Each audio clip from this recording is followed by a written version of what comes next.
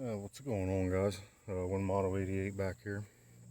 I have a little bit different setup here today. I'm back on the back porch here at the table, but I'm going to be working here. The camera's going to be to my right, so you guys will be looking down kind of at the side here of my project, so I don't have to, bend down and around the phone and the camera's tripod stand while I work. So I'll be working this way. You guys will be looking kind of from the side, but what I have here today, this is going to be like a smaller project. Nothing too crazy. I keep you guys in frame here. I don't want to hold it over here while I'm talking, because so what I have here.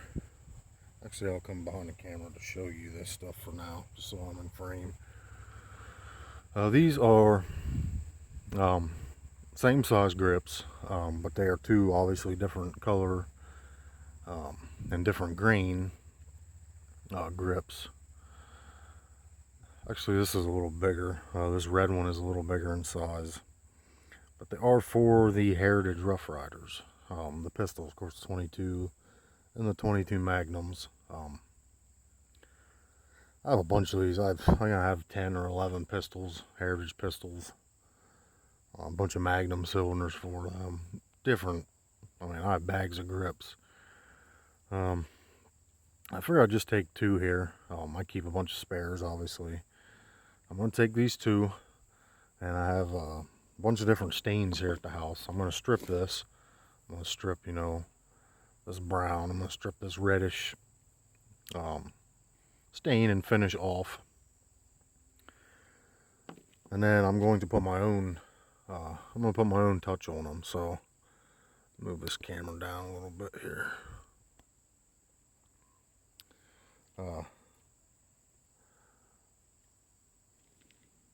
So what I'm going to do, I'm going to strip these with this citrus strip. This is what I use. I like to use this. It's a paint and varnish stripper. It's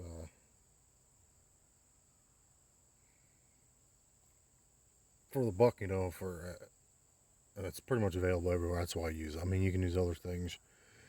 You can actually use aggressive sandpaper to strip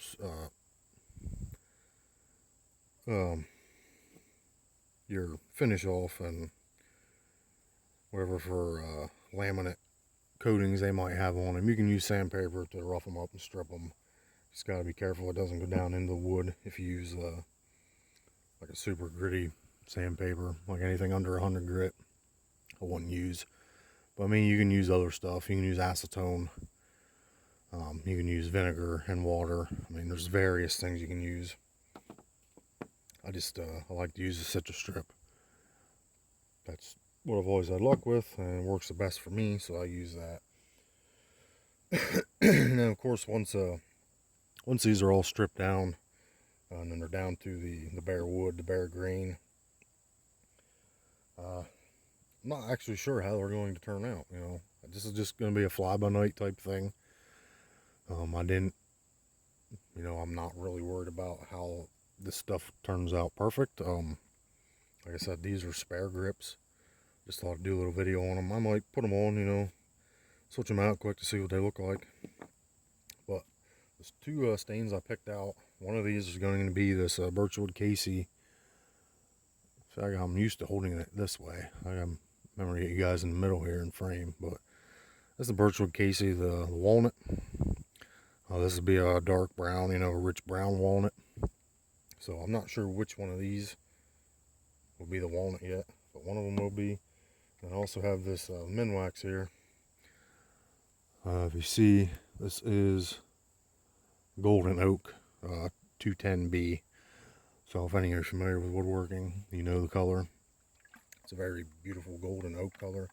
So one of them will be the golden oak, and one of them will be the walnut. Now, I did have a red oak in there I was thinking about using, but I figured this one is kind of already a reddish hue, a reddish tint to it, so I'll save the red for something else. So today will be just, one will be the golden oak, and one will be the walnut, the dark walnut. So first thing we need to do is, I need to, since I forgot to give it, I need to run and grab a small flathead screwdriver to take these grips apart real quick, and I will be right back. Hey guys, we're back. I got the screwdriver here. Take these grips apart real quick.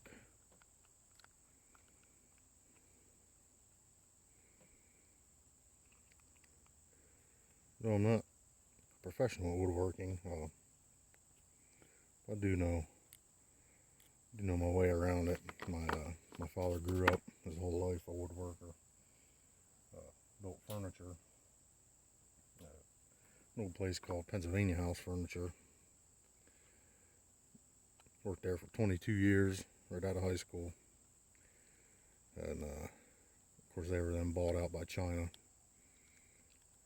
Pretty much like a lot of other companies sold out over the past to China. He was actually one of the last guys before they actually closed their doors. He went through a kind of weird experience. The Chinamen themselves actually talked to my dad, before they bought the place, so he's seen firsthand how they were. So, but that's another story for another time. But so I grew up around the woodworking for the most part, and of course he taught me a lot. But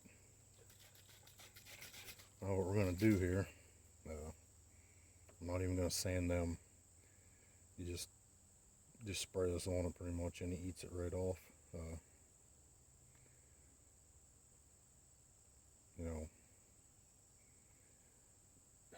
On a larger project, I'd say wait 30 minutes to a half, or 30, 45 minutes for this stuff to actually soak in. But we'll maybe give her 15 or 20 with this stuff. It ain't really a huge deal. I think I might be a little concerned, not really concerned with. This is my project, and these don't really need to go to anybody else. But they do have these brass inserts in there. The varnish stripper might strip it, I'm not sure, but I ain't really worried about it. We'll see what happens.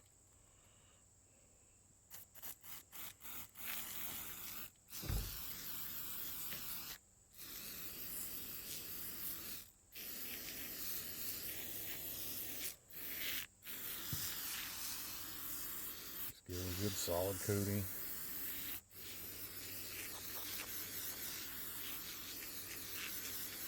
The fumes are not harmful, but it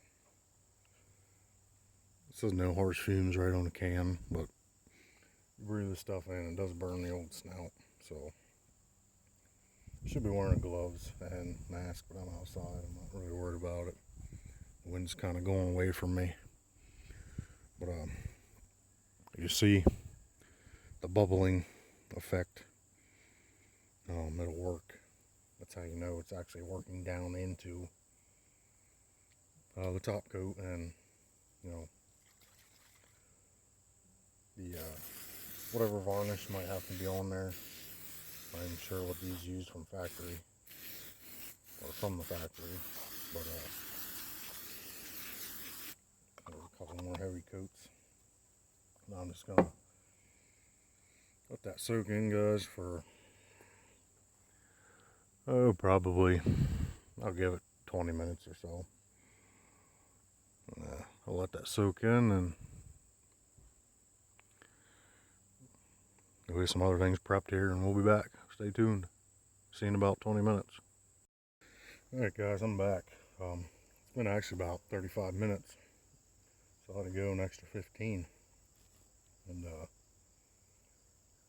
wanted to actually check this. I took this, I don't know what the hell happened to my, worked all over my plastic putty knife. Actually, the one damn place I didn't look at.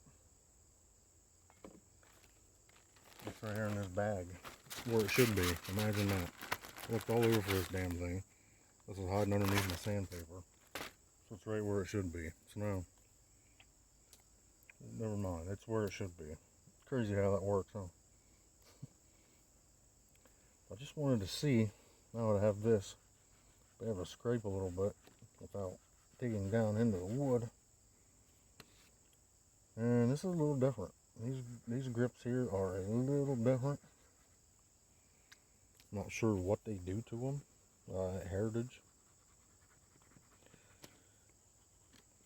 But it is not really a varnish stripper. Not really doing much. Whether you see or not, right there, you can see it did remove some. I have this Scotch-Brite pad. I'm gonna try here on these orange ones. I'm just curious. You can see it's not really. I mean, there's some for stripping something off. It's not. It's not coming off like my last projects did. So obviously Heritage uses a different kind of varnish on theirs. And what I'm probably going to have to do,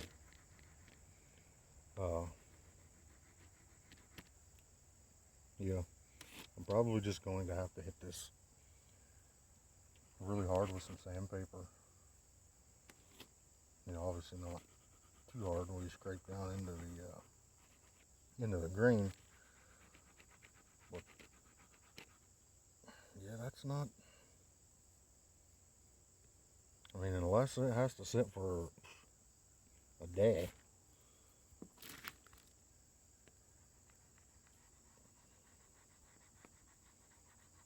I mean, it's not really taking much at all as far as color and getting down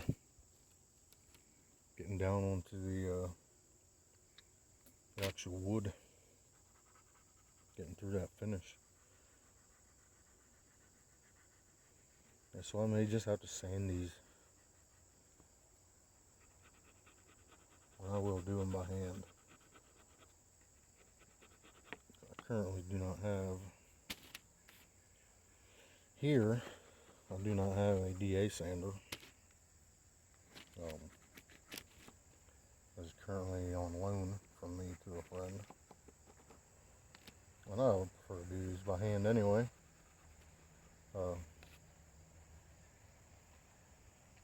And after all, they are just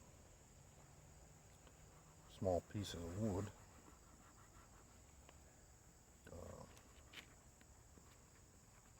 I'm not sure on these.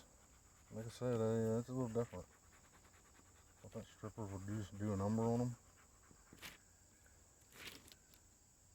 And I mean, obviously, that wood is not, that's not a red wood. They put some for finish on there. So I'm going to do, I'm going to take this pad here quick and rough it up, see if anything comes off. And it's not.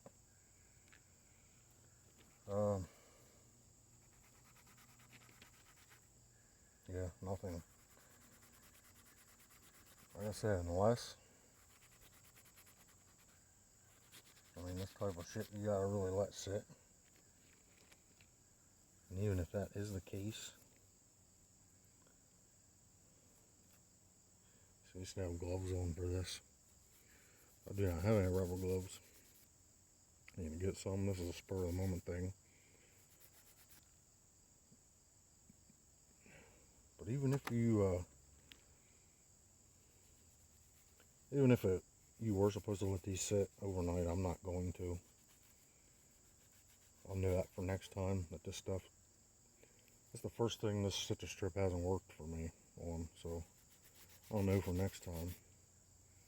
But I am going to go clean these off. We need a fresh piece of parchment paper. And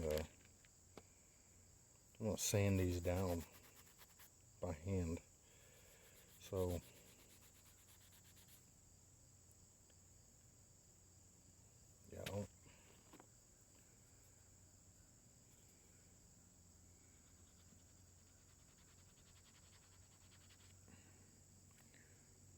yeah, that's going to need sanding, I think. So what I'm going to do,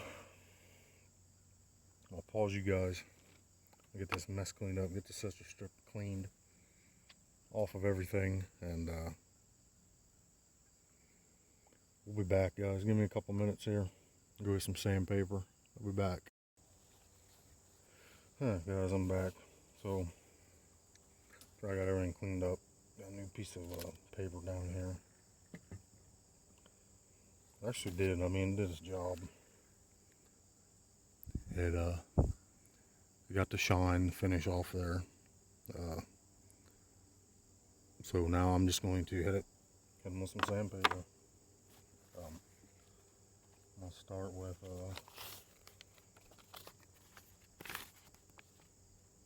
some 180. Probably start with some 120, but I think I have any. I'm just gonna wrap it in this block.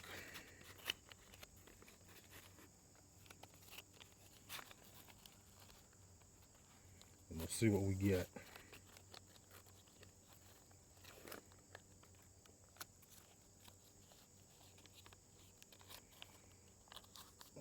Tie it on there. Nice wrap. Let's see what we get. Sand.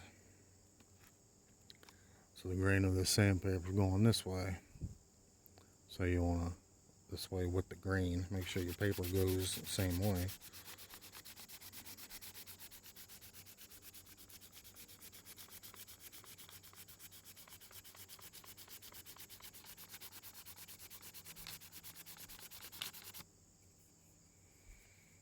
Looks like we're getting some layers off there. See the paper. This fucking fly don't get off my ankle. It's getting a 12 gauge soon.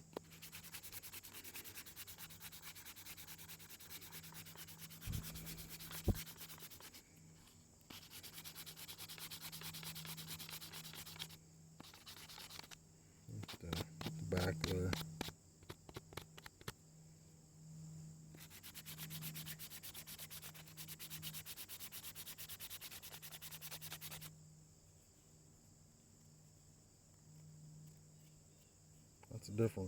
This is a different kind of wood here. I'm not really sure if I've ever worked with anything like this, honestly. I don't know if it's a cocobolo. I'll say a walnut. This is a strange kind of walnut. Could be, just a finish they use on these. Makes it kind of awkward to work with.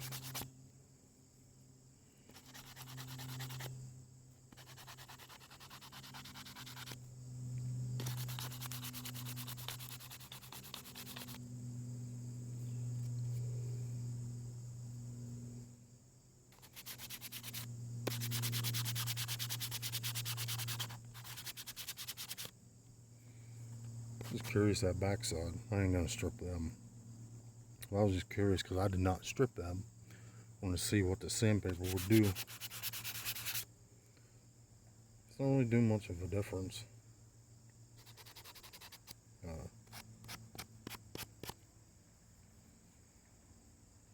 it's still weird. It just feels different. And I did strip the excess citrus strip off of there too, so I don't know. I'll hit them all with the 180. And let's see. Oh, nope. This one was not sanded. This one was.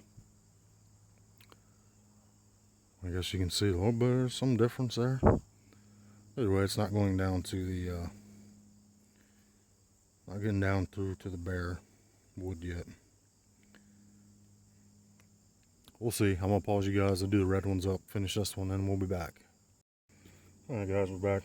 Finished the two walnut off with the 120. You see they're similar.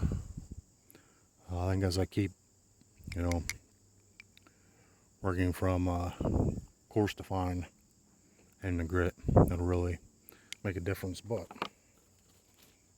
these red Coca-Bolos, huge difference. Obviously this one is sanded with 120 on the left.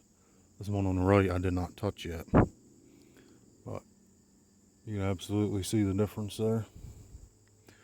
So I'm going to pause again. I'm going to hit this with the 120 and then I will be right back. Alright guys, I'm back. I was able to, this is through this is a 120 and a 180, so I've done two different grits on this. And I'm not doing this right. So all you professionals, don't kill me.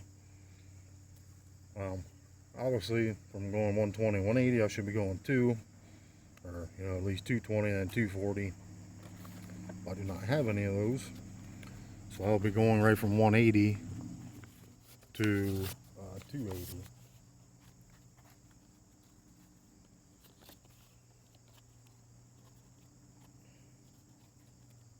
So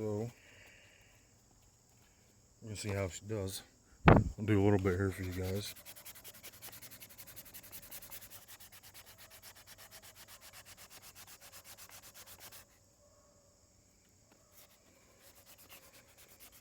In fact, this red I think might look really cool. If some of that does not come off of there, and you keep some of that red in the grain, and maybe do the red ones in the golden oak. I think that would look kind of neat with that red. A little something different, Like I said, I didn't know how this is going to turn out. I'm not aiming for anything. It's just kind of fly by night, see what happens kind of project. Because I never